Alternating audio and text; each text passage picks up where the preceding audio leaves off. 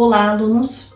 Eu sou a professora Flávia Trevisan e vamos a mais um vídeo do nosso curso Formando Bons Médicos. O vídeo de hoje é sobre a anamnese dos principais sintomas. São duas partes, uma parte falando sobre 5 sintomas mais comuns e a segunda parte falando de outros 5. Esse vídeo ele complementa a nossa parte 2 do curso, que é como realizar uma anamnese extraordinária. Vocês lembram que para fazer uma anamnese completa, nós devemos investigar na história da doença atual ou na história mórbida atual várias perguntas, várias informações sobre o sintoma guia e esgotar toda a informação do sintoma guia, passando para outros sintomas que possam estar relacionados ou que o paciente possa ter referido, investigando tudo sobre cada sintoma. Na história da doença atual, o que a gente deve investigar sempre para todos os sintomas que o paciente queixa?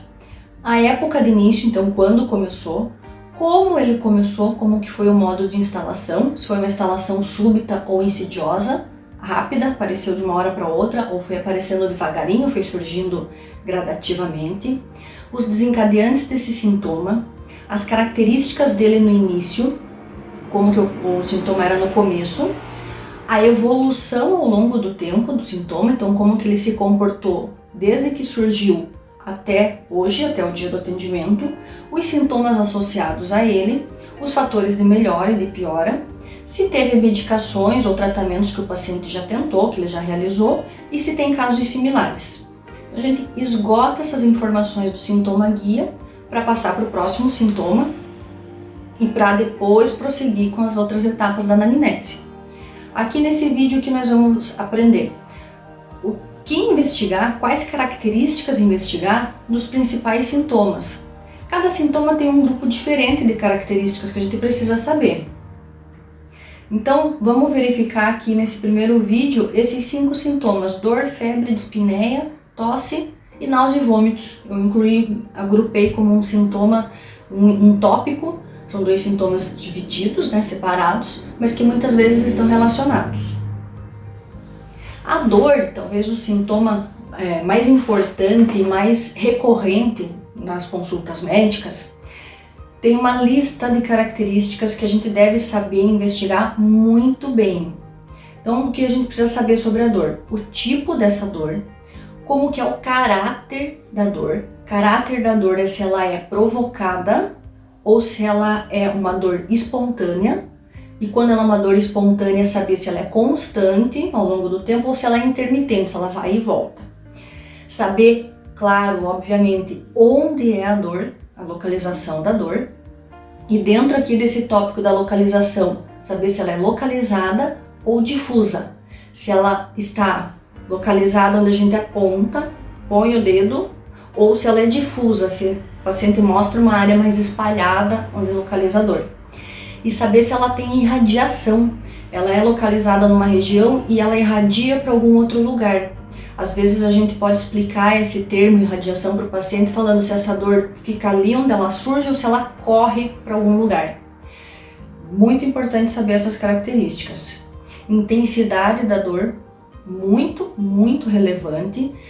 Além de saber da característica do início ao longo da evolução, saber a intensidade, a frequência e a periodicidade que ela aparece, frequência, número de vezes no período de tempo, periodicidade e o período que ela surge, de manhã, de noite, de tarde. A duração, quando ela surge, quanto tempo ela fica. Os pródromos são sintomas que antecedem aquele sintoma guia. Então, o que surge antes de desencadear a dor, o paciente ele já sente que a dor vem porque ele está sentindo algum pródromo.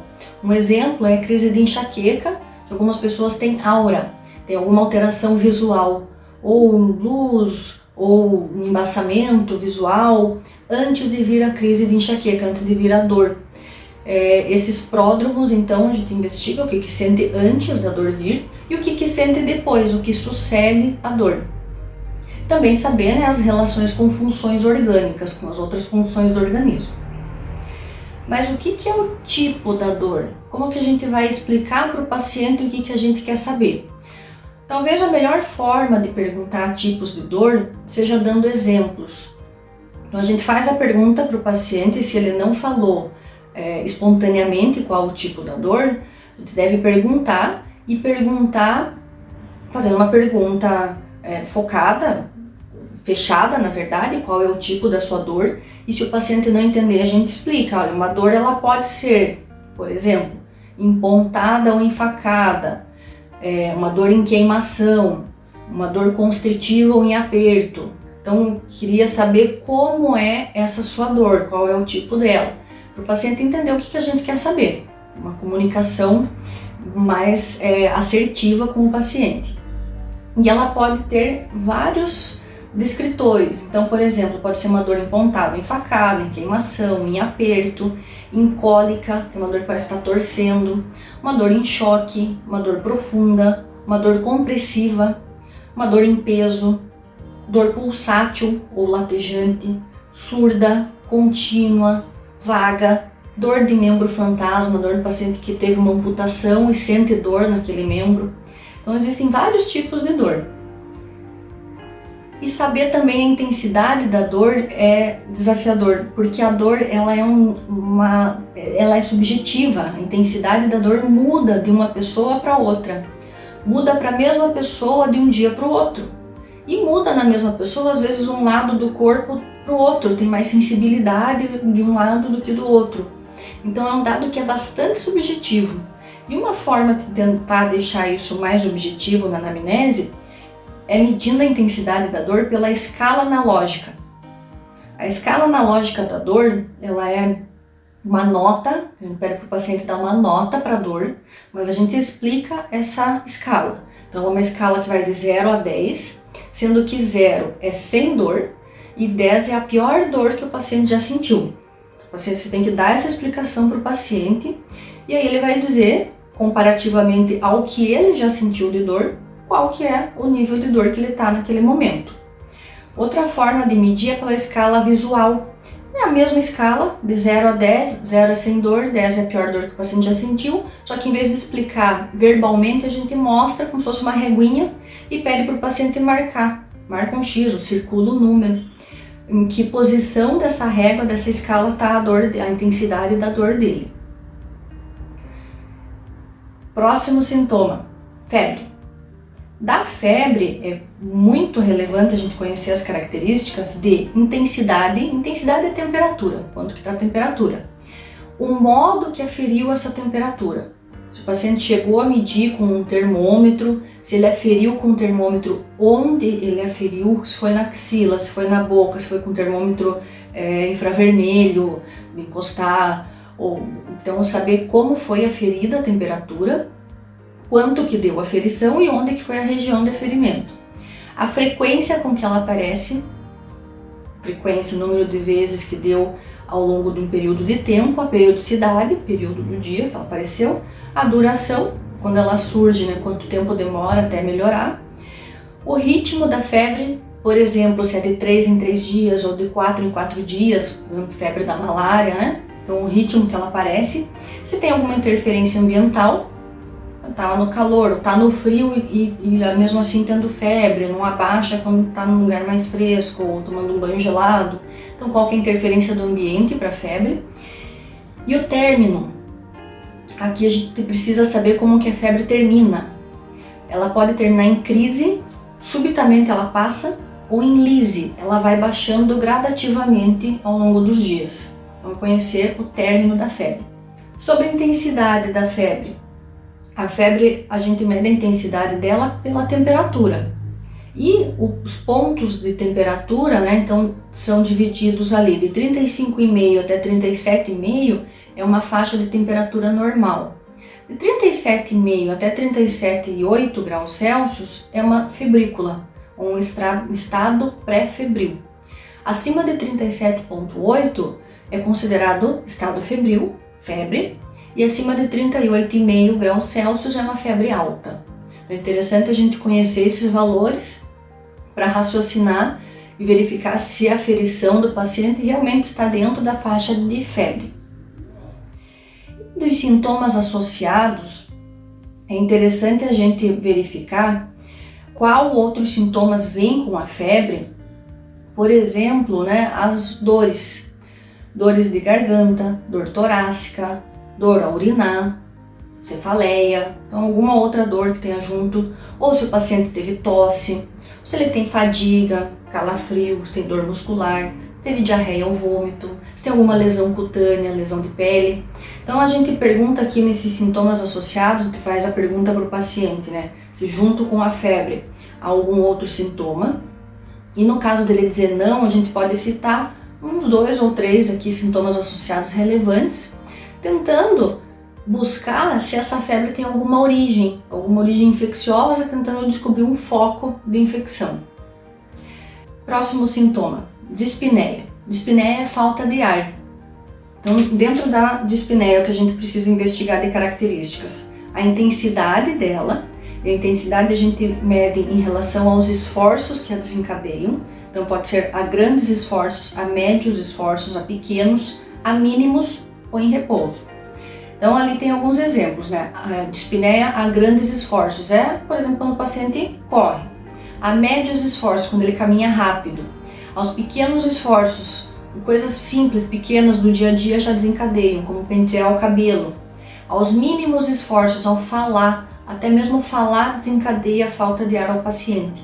Ou a dispneia em repouso. O paciente está sentado, parado, não está falando e mesmo assim está com falta de ar, com dispneia. Importante aqui de característica também a relação com a posição ou com o decúbito, o lado que está deitado, que está apoiado no leito. Isso é decúbito. Então a posição, se o paciente tem dispneia quando está deitado ou quando está sentado, ou se tem relação com quando ele está deitado com um lado, ele deita do lado esquerdo, então em decúbito lateral esquerdo tem mais falta de ar, ou do lado direito. E uma forma da gente verificar isso da posição, se ele fica mais deitado, mais sentado, é verificar o número de travesseiros. Quando ele vai dormir, ele precisa pôr mais travesseiros. Significa que a dispneia tem relação com a posição, ele tem que ficar mais sentado para aliviar aquela falta de ar. Também a frequência e a periodicidade, a duração, quanto tempo dura a falta de ar, e a relação com o sono, se ele tem crises de dispneia durante a noite. Existe um quadro que é a dispneia paroxística noturna, momento de maior repouso e ele tem um episódio de dispneia, então verificar a relação com o sono. Interessante investigar as associações da dispneia, faz aquela forma, pergunta se há algum sintoma associado. Caso o paciente não relate, ou ele relate e a gente queira certificar que não tenha nenhum desses, pode citar alguns, por exemplo, tosse, fadiga, dor torácica, febre, verificar então essas associações. E já que falamos em tosse, né, um sintoma que também é bastante comum, da tosse investigar de características, o tipo da tosse, a frequência e a periodicidade que ela aparece, a duração, o ritmo, em quanto tempo que surge, relação com a posição, por exemplo, o paciente tem tosse quando ele deita na cama, dá crise de tosse. Se tem relação com alguma exposição ambiental, com tabaco, com poluição, poeira, mudança de temperatura, sai do ambiente quente para o frio, desencadeia a crise de tosse. Então, algumas características que devem ser investigadas do sintoma tosse. E o tipo da tosse, né? A tosse ela pode ser seca ou úmida. Seca, aquela tosse seca, sem secreção, sem produto, sem produção, ou uma tosse úmida. A tosse úmida que é secretiva, a gente precisa também saber como é essa secreção. Então, investigar a cor, o volume, o odor, a transparência, se ela é uma secreção clara, límpida, ou mais grossa, espessa, opaca, a consistência bem líquida ou mais grossa, mais firme, e o aspecto, como é o aspecto, se é mais seroso, soro, se é mais mucoide, parece muco, se é purulento, mais esverdeado, se é hemoptóico, se tem sangue junto. Então verificar os tipos de tosse e no caso da tosse ser úmida, como é o produto dessa tosse, como é aquela secreção. E verificar os sintomas associados, alguns interessantes de investigar, a fadiga e dor muscular, se tem febre, dor torácica, dispneia, se teve dor de garganta ou tem dor de garganta, se tem algum sintoma nasal, obstipação, né, nariz entupido, rinorreia, nariz escorrendo, prurido, coceira no nariz. Vamos verificar esses sintomas associados, não precisa investigar todos, pergunta ao paciente se tem, e se ele não tem, você questiona uns 2 ou 3 sintomas associados. E por último, então, náuseas e vômitos. Na náusea, interessante a gente investigar, é importante a gente investigar de características a frequência e a periodicidade, quantas vezes teve a náusea naquele período de tempo, a duração, quanto tempo dura a náusea, o ritmo, em quantos dias ou de quantas em quantas horas, a intensidade com que vem essa náusea, se tem relação com a alimentação, por exemplo, da náusea depois de muitas horas de jejum, ou da náusea logo após se alimentar, o que precede a náusea, o que vem antes da náusea, e se tem relação com o vômito, principalmente se ela melhora após o vômito. O paciente está com náusea, ou enjoo, né, no termo mais leigo, e alivia ou melhora depois que ele vomita. Verificar então essas características da náusea. E verificar os sintomas associados. Se tem vômitos, tem tontura, cefaleia, dor abdominal, febre, diarreia, alguns sintomas que têm relação, que podem ter relação com a náusea e que vão te ajudar na condução, na investigação e formulação de hipóteses diagnósticas.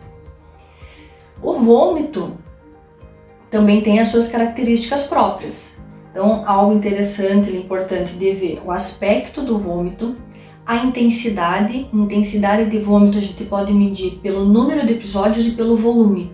Então, perguntar quantos episódios teve e qual foi o volume de vômito por ocasião. Se tem relação com náusea, então se ele é precedido pela náusea, primeiro o paciente sente o enjoo e depois vem o vômito, ou se ele é um vômito em jato, o paciente não tem a náusea, ele só vomita, só vem o vômito, a frequência com que ele aparece e se tem relação com alimentação, com intoxicações, por exemplo, intoxicação alimentar, alcoólica ou com alguma dor. E verificar o aspecto do vômito, como citei ali, quer dizer investigar esses pontos, a coloração, o odor, a consistência e no conteúdo deles tem algum conteúdo que seria sangue, líquido biliar ou alimento. Se tem alimento, qual alimento que ele verificou, se ele conseguiu perceber, né? Então fazer essa investigação do aspecto do vômito. Então com isso a gente fecha esses 5 primeiros sintomas. A parte 2 vai relacionar outros 5 sintomas comuns para a gente aprender a investigar as características. Vejam, revejam a aula, anotem, tomem nota dessas investigações, porque isso ajuda muito a fazer uma anamnese como a gente quer, uma anamnese extraordinária.